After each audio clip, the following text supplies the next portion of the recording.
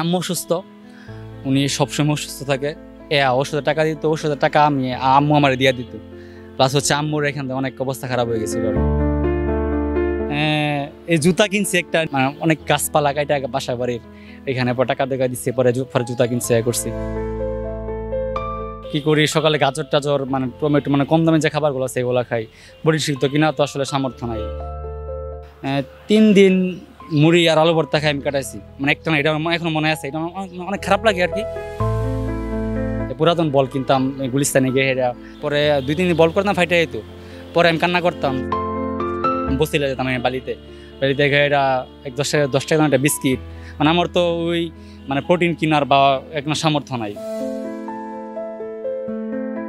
মায়ের ঔষধের টাকা দিয়ে কিনেন ক্রিকেট খেলার সামগ্রী, চোখে একরাশ স্বপ্ন আর বুক ভরা প্রত্যাশা নিয়ে যিনি ঢাকা শহরে পাড়ি জমিয়েছেন। একটাই লক্ষ্য, পেসার হবেন, খেলবেন জাতীয় পর্যায়ে। নানা অভাব, অভিযোগ, প্রতিকূলতা ডিঙিয়ে তৈরি করছেন নিজেকে জাতীয় মানের পেসার হিসাবে তৈরি করতে। তার সাথেই গল্প হলো খেলা ৭১-এর। খেলা ৭১-এর এবারের বিশেষ আয়োজনে জানবো সিফাতের সংগ্রামী জীবনের গল্প।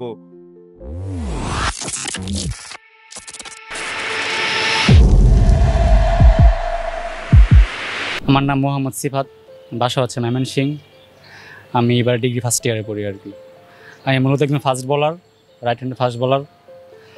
আসলে ক্রিকেটটা কিন্তু ভাই জানেনি অনেক ব্যয়বহুল একটি খেলা আর কি এটা। প্লাস হচ্ছে আমার ফ্যামিলি আসলে একদম ধরতে নিম্নবিত্ত আর কি, মধ্যবিত্ত নিম্নবিত্ত। জানেন তবে মধ্যবিত্ত একটা ফ্যামিলির মানে কত কষ্ট হয় মানে টিকিটটা চালানোর। ফার্স্ট মানে আমি যখন প্রথমে আর কি টিকিট একাডেমি বা ভর্তি হইলাম বা টিকিট বল প্র্যাকটিস করাম, এরকম সব কিছু ইচ্ছা হয়েছিল সব মানে আমার থেকে আর কি, বা নিজের সব ছিল আর কি। বাট ফ্যামিলি থেকে কোনো সাপোর্ট পাই নাই, ফ্যামিলি নাই, দিবে কই থেকে দিবে। প্লাস হচ্ছে যখন আমি মানে খেলাধুলায় আসি আর কি, আমার বাবা মামা, আমার মনে আছে প্রথমে ফার্স্ট অফ অল 10,000 টাকা দিছিল, মানে অনেক কষ্ট করেই দিছিল। পরে আমি একটা আবাহনী মাঠে একটা আসি, এখানে ভর্তি হই। ভর্তি হয়ে প্র্যাকটিস করার পরে 1 মাস প্র্যাকটিস করছি। 1 মাসটা মিনিমাম 15 দিনের মতো প্র্যাকটিস করছি, ভর্তি হয়েছি, প্লাস ম্যাচ ভাড়া সব কিছু মিলে আমার 10,000 টাকা শেষ। পরে আমি আসছি, প্র্যাকটিস করছি, এটা আমার স্বেচ্ছায় আসছি। আর ফ্যামিলি বলছিল এটা তো লং টাইম খেলা, এটা তো সবসময় তো টাকা দেওয়া লাগবে, ডে বাই ডে তো টাকা দেওয়া লাগবে, এটা তো দেওয়া সম্ভব না। পরে আমি বাসায় চলে যাই। বাসায় চলে যাওয়ার পরে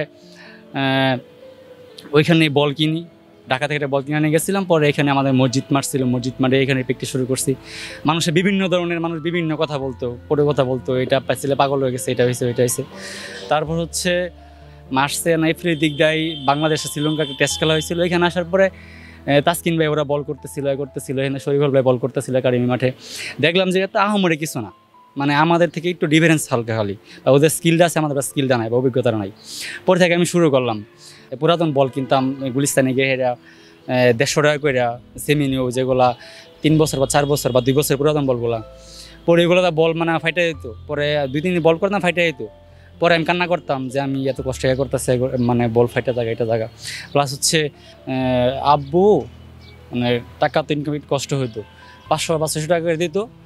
তখন আমার মনে আছে ডাল আলু ভর্তা, আমার এখনও মনে আছে আমি একটা না 3 দিন মুড়ি আর আলু ভর্তা খাই আমি কাটাইছি, মানে একটা না, এটা এখনো মনে আছে। এটা অনেক খারাপ লাগে আর কি। আমার কোনো এক্সকিউজ ছিল না যে আমার এটা নাই ওইটা নাই, বা আমি এটা করতে পারতাম না, যে আমার বল নাই, আমার কোনো সাপোর্ট নাই, আমি খেলতে পারবো না, এটা ওইটা।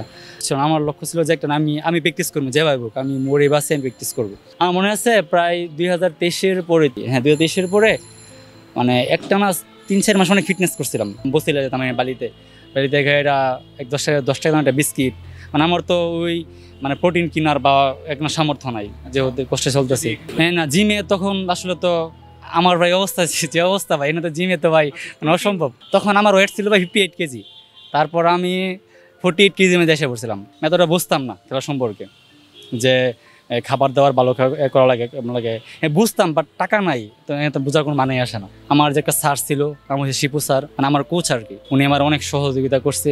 বিশেষ করে এই একাডেমি বেতন নেয় নাই, প্লাস হচ্ছে ম্যাচ খেললে ম্যাচের টাকা নেয় নাই। বলের হচ্ছে আমি লাইন নেট মেনটেন করে স্টাম্প বল করতে পারি, প্লাস হচ্ছে আউট সুইং আমার ন্যাচারাল, আর রিয়ার সুইংটা আল্লাহর রহমতে মানে একদম হয়ে যায়। প্লাস নাকাল বলটাও আমি একদম অনায়াসে করতে পারি। হ্যাঁ, ইয়ার সুইং, নিউ বলে ইয়ার সুইং হয়, প্লাস নাকাল বলটাও আমি করতে পারি অনায়াসে একদম আর কি। আম্মু অসুস্থ, উনি সবসময় অসুস্থ থাকে। ওনার লাস্ট আমি যে গেছি প্রায় বাংলাটায় গেছি 3 মাস হয়েছে আর কি। প্রথম মাসে প্রথম 1-1.5 মাস মানে আব্বুর এত ইনকাম ছিল না। মেজু ভাইও মানে আম্মুরে ওষুধের টাকা দিত, ওষুধের টাকা আম্মু আমার দিয়ে দিত। প্লাস হচ্ছে আম্মুর এখান থেকে অনেক অবস্থা খারাপ হয়ে গেছিলো আর কি, মানে ওষুধের টাকা আমার দিয়ে দিত, আল্লাহ বুঝেন। আর যখন আমি ফার্স্ট অফ অল বাংলাটাকে যাই, এখানে প্রথম 1-1.5 মাস আমার আম্মুর ওষুধের টাকা দিছিল আমার ভাইয়া। পরে ওই টাকাগুলো আমার ইয়া দিছিল আমার আম্মু। পরে আম্মু কিন্তু অনেক অনেক অবস্থা খারাপ হয়ে গেছিলো, কারণ আম্মুর রেগুলার ওষুধ খাওয়া লাগে। প্লাস হচ্ছে আমার টাকা দিয়ে দিছে, আর আমি থাকি দূরে, একটা বুঝে নিতে বাপ মার কিন্তু একটা চিন্তা থাকে আলাদা। এই জুতা কিনছি একটা নিউ ব্যালেন্স, কারণ ফার্স্ট বলারে কিন্তু জুতা কিনে একটা ফরজ, মানে অনেক গাছপালা কাটা বাসা বাড়ির এখানে, পরে টাকা দেখা দিচ্ছে, পরে জুতা কিনছে করছি। পরে এমনি আর কি চলতেছে আর কি। আমাদের বালক একটা একাডেমি আছে, ওই একাডেমি থেকে ভর্তি হই। পরে ওইখানেও টাকা সমস্যা ছিল, ওরা অনেক অপমান করতো যে টাকা দিস না, এটা ওইটা। আর আমার টাকা নেই, টাকা দেবো করতে, আমার টাকা নাই। পরে আমাদের স্কুল মাঠ ছিল, স্কুল মাঠেই মানে আমি দিন রাত ভরা এখানে প্র্যাকটিস করতাম, ওইখানে প্র্যাকটিস করতাম। পরে এলাকা মানুষের বিভিন্ন ধরনের মানুষের বিভিন্ন করে কথা বলতো যে ছেলে পাগল হয়ে গেছে, এটা হয়ে গেছে, এটা হয়ে গেছে। তো আমি প্র্যাকটিস করতাম, আমি মানুষের কথা শুনতাম না। কী করি, সকালে গাজর টাজর মানে টমেটো মানে কম দামে যে খাবারগুলো আছে এগুলো খাই। পরিশিক্ত কিনা তো আসলে সামর্থ্য নাই। একটা ভালো পরিষেক কিনলে 8,000 বা 10,000 টাকা লাগে, এটা তো মানে এমনি আমি চলতে পারতাছি না। আর পরে কিনা তো ভাই এটা একদম স্বপ্নের মতো না। এটা বাংলাটা গেছি কি ভালো একটা একাডেমি, এখানে ওইখানে আসলে সব কিছু মিলে 8-10,000 টাকা 12,000 টাকা যা, এটা আসলে আমার পক্ষে হয়তো বা আমার বাড়ি থেকে 6,000 টাকা দেয়। প্রথম 2-1টা বল রাব্বি ভাই ব্যাটিং করছিল, একটি রাব্বি ভাই, মৃত্যুঞ্জয় ভাই বল করছে, ভাই ভালো বলছে, ভাইয়ের একবার বোল্ট আউট করছে, সবাই অনেক করছে, ভালোই বলছে মোটামুটি আলহামদুলিল্লাহ। পরবর্তীতে লক্ষ্য কি এই মুহূর্তে? লক্ষ্য হচ্ছে ভালো একটা বলার হওয়া।